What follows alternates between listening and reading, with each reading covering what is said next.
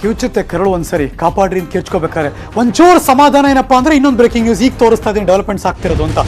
ಅಫ್ಜಲ್ಪುರ ತಾಲೂಕು ಆಸ್ಪತ್ರೆಗೆ ಬಂತು ತಾತ್ಕಾಲಿಕ ಆಕ್ಸಿಜನ್ ಅಂತ.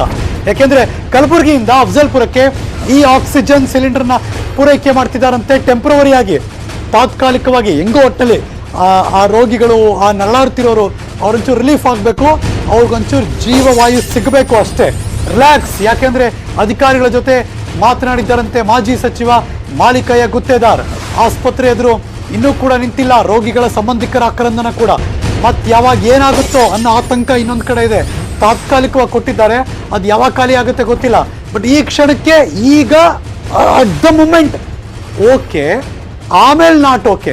ಸೊ ಹಾಗಾಗಿ ಅದಕ್ಕೊಂದು ಸೊಲ್ಯೂಷನ್ ಕಂಡುಹಿಡಿದೇ ಹೋದರೆ ರೆಗ್ಯುಲರ್ ಇಂಟರ್ವಲ್ಸ್ಗಳಲ್ಲಿ ಬೆಳಗ್ಗೆ ಮಧ್ಯಾಹ್ನ ಸಂಜೆ ಆಕ್ಸಿಜನ್ ಸಿಲಿಂಡರ್ಗಳು ಬರದೇ ಹೋದರೆ ಆಮೇಲೆ ಪ್ರಾಬ್ಲಮ್ಮು. ಬಟ್ ಈ ಕ್ಷಣಕ್ಕೆ ತಾತ್ಕಾಲಿಕವಾಗಿ ಆಕ್ಸಿಜನ್ ಸಿಲಿಂಡರ್ ಬಂತು, ಹೋಯ್ತು, ಅಲ್ಲಿಗೆ ಹೋಗಿದೆ.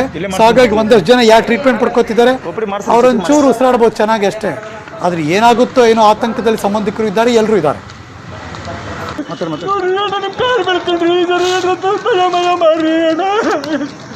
ನೋಡ್ರಿ ನೀವೇನ ಪಾಲಿಕ್ತವ್ರಿ ಅಣ್ಣ, ನೋಡ್ರಿ ಹೆಂಗಾರ ಮಾಡ್ರಿ, ಕಾಪಾಡ್ರಿ.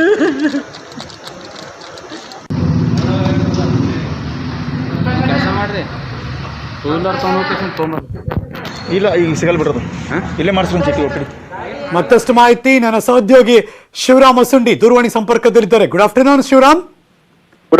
ನಿರಂತರವಾಗಿ ನಾನು ಲಾಸ್ಟ್ ನ್ಯೂಸ್ ಅಲ್ಲೂ ಬೆಳಗ್ಗೆ ನಾನೇ ಇದ್ದೀನಿ, ಸೊ ಹಾಗಾಗಿ ನ್ಯೂಸ್ ಫಾಲೋ ಅಪ್ ಮಾಡ್ತಾನೆ ಇದ್ದೀನಿ, ನಿಮ್ಮ ಜೊತೆ ಕೂಡ ಮಾತಾಡ್ತಿದ್ದೀನಿ. ನ್ಯೂಸ್ ಬಂತು, ಇದಾದ್ಮೇಲೆ ಈಗೇನೋ ಮಾಹಿತಿ ಬರ್ತಾ ಇದೆ ಆಕ್ಸಿಜನ್ ಬಂತು ಅಂತ. ಬಂದ್ರೆ ಎಷ್ಟೊತ್ತಿರುತ್ತೆ, ಬ್ಯಾಕಪ್ ಪ್ಲಾನ್ ಏನಿದೆ, ಖಾಲಿ ಆಗೋಗ್ಬಿಟ್ರೆ ಕಥೆ ಏನು, ಎನಿ ಇನ್ಫಾರ್ಮೇಶನ್? ಹರೀಶ್, ಒಂದು ಏನಂದ್ರೆ ಈಗ ತಾತ್ಪೂರ್ತಿಕವಾಗಿ ವ್ಯವಸ್ಥೆ ಮಾಡಿದಾರೆ ಅಂತ ಹೇಳ್ಬೋದು. ಅದು ಏನ್ ಮಾಜಿ ಸಚಿವ ಮಾಲಿಕಯ್ಯ ಗುತ್ತೇದಾರ್ ಅವ್ರ ಗಮನಕ್ಕೆ ಬಂದ ಕೂಡಲೇ DHO ಮತ್ತು ಹಿರಿಯ ಅಧಿಕಾರಿಗಳ ಜೊತೆ ಮಾತನಾಡಿದ್ದಾರೆ. ಅದಾದ ಕೂಡಲೇ ಕಲಬುರಗಿಯಿಂದ ಆಕ್ಸಿಜನ್ ತಾತ್ಪೂರ್ತಿಕವಾಗಿ ಆಕ್ಸಿಜನ್ ಪೂರೈಕೆ ಮಾಡಲಾಗಿದೆ, ಅಫ್ಜಲ್ಪುರ್ ತೆಗೆದುಕೊಂಡು ಹೋಗಲಾಗಿದೆ. ಸದ್ಯಕ್ಕೆ ಒಂದು ರೀತಿಯಲ್ಲಿ ಕೋವಿಡ್ ಸೋಂಕಿತರು ರೋಗಿಗಳಿದ್ದಾರೆ, ನಿರಾಳ ಆಗಿದ್ದಾರೆ ಅಂತ ಹೇಳ್ಬೋದು. ಆದ್ರೆ ಈ ನಿರಾಳತೆ ಎಷ್ಟೊತ್ತಂತ ಗೊತ್ತಿಲ್ಲ, ಯಾಕಂದ್ರೆ ಸದ್ಯ ತಾತ್ಪೂರ್ತಿಕ ವ್ಯವಸ್ಥೆ ಮಾಡಲಾಗಿದೆ, ಇನ್ನು ಫುಲ್ ಫ್ಲೆಡ್ಜ್ ಇಲ್ಲ. ಹೀಗಾಗಿ ಮುಂದೇನು ಏನ್ ಅಗತ್ಯ ಇಲ್ಲಿ, ಯಾಕಂದ್ರೆ ಪೇಷಂಟ್ಗಳು ಜಾಸ್ತಿ ಇದಾವೆ, ಅದಕ್ಕೆ ಅವ್ರಿಗೆ ತಕ್ಕ ಹಾಗೇನೆ ಆಕ್ಸಿಜನ್ ಪೂರೈಕೆ ಮಾಡ್ಲೇಬೇಕಾಗಿದೆ. ಹೀಗಾಗಿ ಅದು ಪೂರ್ತಿ ಫುಲ್ ಫ್ಲೆಡ್ಜ್ ಮಾಡಿದ್ರೆ ಮಾತ್ರ ಒಂದಿಷ್ಟು. ಯಾಕೆ ಪ್ರಾಬ್ಲಮ್ ಎಲ್ಲಿರೋದು ಈಗ? ಪ್ರಾಬ್ಲಮ್ ಏನಾಗ್ತಾ ಇದೆ?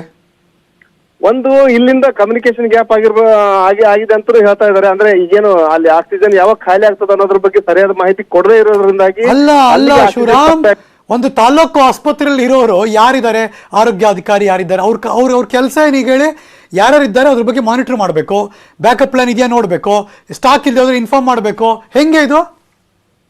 ನಮ್ಮ ಜೊತೆ ದೂರವಾಣಿ ಸಂಪರ್ಕದಲ್ಲಿ ಮಾಜಿ ಸಚಿವರಾದಂತಹ ಸನ್ಮಾನ್ಯ ಪ್ರಿಯಾಂಕ ಖರ್ಗೆ ಅವರಿದ್ದಾರೆ. ಸರ್ ನಮಸ್ಕಾರ. ಸರ್ ನಮಸ್ಕಾರ. ನಿಮ್ ಗಮನಕ್ಕೆ ಬಂತ್ರಿ ಸರ್ ಇದು? ಹೌದೌದು ಬಂತು.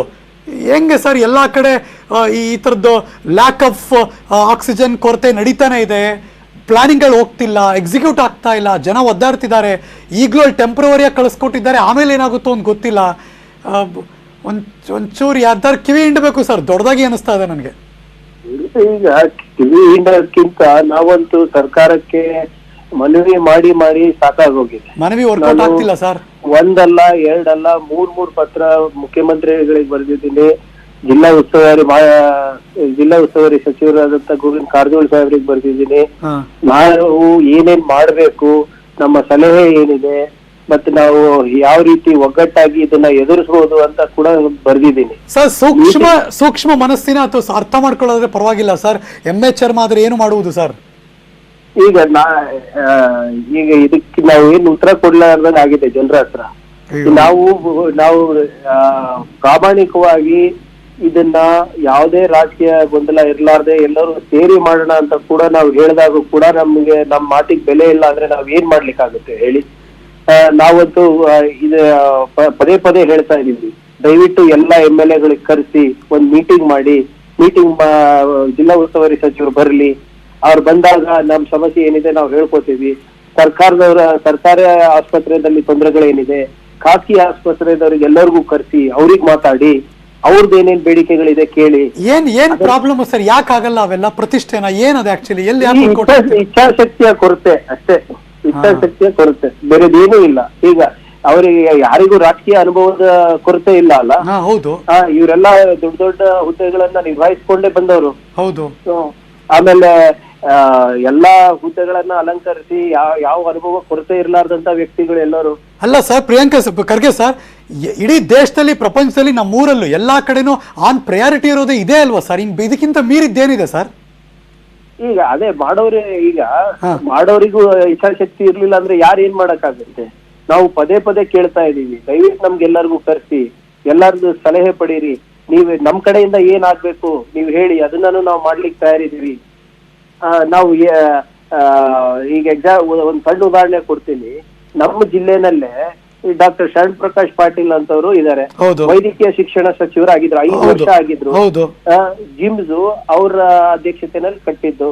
ಖರ್ಗೆ ಅಂತವರು ಯಾರು ಸೀನಿಯರ್ ಪೊಲಿಟಿಷಿಯನ್ ಇದೆ, ರಾಷ್ಟ್ರ ಮಟ್ಟದ ನಾಯಕರಿದ್ದಾರೆ, ವಿರೋಧ ಪಕ್ಷದವರು ಇದಾರೆ, ನಾಯಕರಿದ್ದಾರೆ, ESIC ಅಂತ ದೊಡ್ಡ ಹಾಸ್ಪಿಟಲ್ ಕಟ್ಟಿದ್ದಾರೆ ಅಲ್ಲಿ. ಇವ್ರದೆಲ್ಲರದು ಅನುಭವ ತಗೊಳ್ರಪ್ಪ ಅಂತ ಹೇಳಿದ್ರು ಕೂಡ ಇವ್ರು ತಗೊಳ್ಲಿಕ್ಕೆ ತಯಾರಿಲ್ಲ ಅಂದ್ರೆ ನಾವೇನ್ ಮಾಡ್ಬೋದು? ಅವರು ಪದೇ ಪದೇ ಶರಣ್ ಪ್ರಕಾಶ್ ಪಾಟೀಲ್ ಅವರು ಮಾಧ್ಯಮದ ಮುಖಾಂತರ ಯಾವ ರೀತಿ ಆಕ್ಸಿಜನ್ ಸಪ್ಲೈನ ನಿಯಂತ್ರಣ ಮಾಡಬಹುದು, ಯಾವ ರೀತಿ ಆಕ್ಸಿಜನ್ ಬೆಡ್ಸ್ ನ ಹೆಚ್ಚಿಸಬಹುದು, ಯಾವ ರೀತಿ ಖಾಸಗಿ ಮತ್ತೆ ಸರ್ಕಾರಿ ಇದರಲ್ಲಿ ಸಮನ್ವಯತೆ ಇರಬೇಕು ಅಂತ ಎರಡು ಸರಿ ಪ್ರಶ್ನಲ್ಲಿ ಹೇಳಿದ್ದಾರೆ. ಅವ್ರಿಗೆ ಕರೆದು ಮಾತಾಡ್ಸೋ ಸೌಜನ್ಯತೆ ಇಲ್ಲ. ನಾನು ಜಿಲ್ಲಾ ಉಸ್ತುವಾರಿಯಾಗಿದ್ದೆ, ನಾನು ಏನೋ ಒಂದು ಅಲ್ಪ ಸ್ವಲ್ಪ ಗೊತ್ತಿರುತ್ತಲ್ಲ ಜಿಲ್ಲೆ ಬಗ್ಗೆ, ಇವರಿಗೆ ಕರೆದ್ಬಿಟ್ಟು ಕೇಳೋದು ಸೌಜನ್ಯತೆ ಇಲ್ಲ ಅಂದ್ರೆ ನಾವ್ ಏನ್ ಮಾಡೋದು ಸರ್? ಇದು ನನ್ಗೆ ಗೊತ್ತಿಲ್ಲದೆ ನಿಮ್ಮನ್ನ ಕೇಳ್ತಿದ್ದೀನಿ ಸರ್. ಎಲ್ಲೋ ಕೇಳ್ಪಟ್ಟಿದ್ ನಾವು ಕಲಬುರಗಿಯಿಂದ ಮತ್ತೆ ಆ ಭಾಗದಿಂದ ಮಹಾರಾಷ್ಟ್ರಕ್ಕೆ ತುಂಬಾ ಎಕ್ಸ್ಪೋರ್ಟ್ ಮಾಡ್ತಾರೆ, ಕಳಿಸ್ಕೊಡ್ತಿದ್ದಾರೆ ಅಂತ, ನಿಜಾನಾ ಸರ್? ಅದನ್ನು ಕೂಡ ನಾನು ಅಲ್ಲಿ ಲೋಕಲ್ ಅಫಿಷಿಯಲ್ಸ್ ಗಮನಕ್ಕೆ ತಂದಿದ್ದೆ. ಇಲ್ಲಿರುವಂತ ಆಕ್ಸಿಜನ್ ಪ್ಲಾಂಟ್ಸ್ ಯಾವ್ದಿದೆ ಹೈದರಾಬಾದ್ಗೆ ಮತ್ತೆ ಮಹಾರಾಷ್ಟ್ರಕ್ಕೆ ಹೋಗ್ತಾ ಇದೆ ನೋಡಿ ಅಂತ.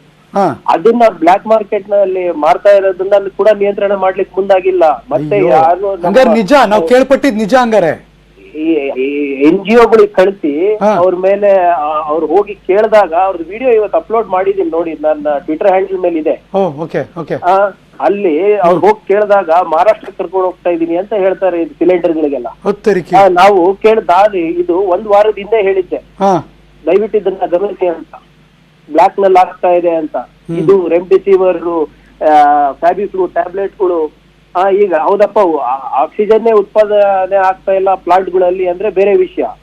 ಇದನ್ನ ಅಲ್ಲೇ ಗುಲ್ಬರ್ಗದಲ್ಲೇ ತಯಾರು ಮಾಡ್ಬಿಟ್ಟು ಮಹಾರಾಷ್ಟ್ರಕ್ಕೆ ಆಂಧ್ರ ಪ್ರದೇಶಿಗೆ ಕಳಿಸ್ತಾರೆ ಅಂದ್ರೆ ನಾವೇನ್ ಹೇಳ್ಬೇಕು? ಸಾಕ್ಷಿ ಸಮೇತ ಕೊಟ್ಟಿದ್ದೀವಿ. So this is criminal negligence ಅಲ್ವಾ? Definitely sir. ಅಂದ್ರೆ ಇದು ಹೆಂಗಾದ್ರೂ ಅಂದ್ರೆ ಇವ್ರದ್ದು ಪಾಲ್ ಇರ್ಬೇಕು, ನನಗೇನೋ ಅನುಮಾನ. ಈಗ ಸರ್, ನಿನ್ನೆ ಚಾಮರಾಜನಗರದಲ್ಲಿ ಏನಾಯ್ತು ಅಂತ ಗೊತ್ತು, ಇಡೀ ದೇಶವ್ಯಾಪಿ ದೊಡ್ಡ ಸುದ್ದಿ ಆಗಿರೋದು ಗೊತ್ತು. ಇಮಿಡಿಯೇಟ್ ಆಗಿ ಎಲ್ಲಾ ಕಡೆ ಮೂವ್ ಮಾಡಿ, ಎಲ್ಲಾ ಕಡೆ ಅಫಿಷಿಯಲ್ಸ್ ಗಳು ಮೂವ್ ಮಾಡಿ ಮಾಹಿತಿ ತಗೊಂಡು ಬ್ಯಾಕಪ್ ಪ್ಲಾನ್ ರೆಡಿ ಮಾಡೋದು, ಇದೆಲ್ಲ ತುಂಬಾ ಕಷ್ಟನಾ ಸರ್ ಒಂದು ಸರ್ಕಾರಕ್ಕೆ? ದುರ್ದೈವ ಏನಂದ್ರೆ ನಿನ್ನೆ ಚಾಮರಾಜನಗರ್ನಲ್ಲಾಯ್ತು. ಹೌದು. ಅದಕ್ಕಿಂತ ಮುಂಚೆ KBN ಹಾಸ್ಪಿಟಲ್ ಅಲ್ಲಿ ಇದು 4 ದಿನ ಹಿಂದೆ ಆಯ್ತು.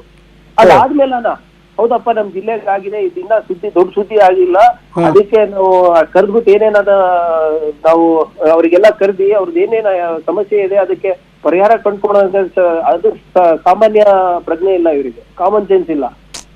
They could have called for a meeting after that incident. ಆಯ್ತು, ನಿನ್ನೆ ಚಾಮರಾಜನಗರದಲ್ಲಿ ಆಯ್ತಲ್ವಾ, ಅದಾದ್ಮೇಲೆ ಇವ್ರು ಕರೆದು ಕೇಳಿದ್ರ ಖಾಸಗಿದವರಿಗೆ ಏನೇನ್ ಬೇಕಪ್ಪ ನಿಮ್ಗೆ ಅಂತ. ಈಗ ಜೀವ ಅವ್ರ ಈ ಖಾಸಗಿನಲ್ಲಿ ಇರೋರು ಅವ್ರು ಯಾರು ಶ್ರೀಮಂತರಲ್ಲ, ಅವರು ಸಾಮಾನ್ಯ ಕುಟುಂಬದವರು ಅಥವಾ ಬಡವರೇ. ಹೊಲ ಗಿಲ ಎಲ್ಲ ಮಾರ್ಕೊಂಡು ಇವತ್ತು ಅಲ್ಲಿ ಅಡ್ಮಿಟ್ ಆಗಿದ್ದಾರೆ, ಯಾಕಂದ್ರೆ ಸರ್ಕಾರಿ ಆಸ್ಪತ್ರೆಗಳಲ್ಲಿ ಜಾಗ ಇಲ್ಲ ಅಂತ. ಆದ್ರೂ ಕೂಡ ಇವರು ಕೇಳೋ ಸೌಜನ್ಯತೆ ಇಲ್ಲ, ಇದಕ್ಕೆ ಪರಿಹಾರ ಕಂಡುಕೊಡೋಕೆ ಇವ್ರಿಗೆ ಯೋಗ್ಯತೆ ಇಲ್ಲ ಅಂದ್ರೆ I don't know who is in control. Kalyana Karnataka ಸಂಪೂರ್ಣವಾಗಿ ಅಬ್ಯಾಂಡನ್ ಮಾಡ್ಬಿಟ್ಟಿದ್ದಾರೆ, ತಬ್ಬಲಿ ಆಗ್ಬಿಟ್ಟಿದೆ. Thank you so much sir. News 18 ಜೊತೆ ಮಾತಾಡೋದಕ್ಕೆ ಕಾಂಗ್ರೆಸ್ನ ಶಾಸಕರು ಮಾಜಿ ಸಚಿವರು ಸನ್ಮಾನ್ಯ ಪ್ರಿಯಾಂಕಾ ಖರ್ಗೆ ಅವರು.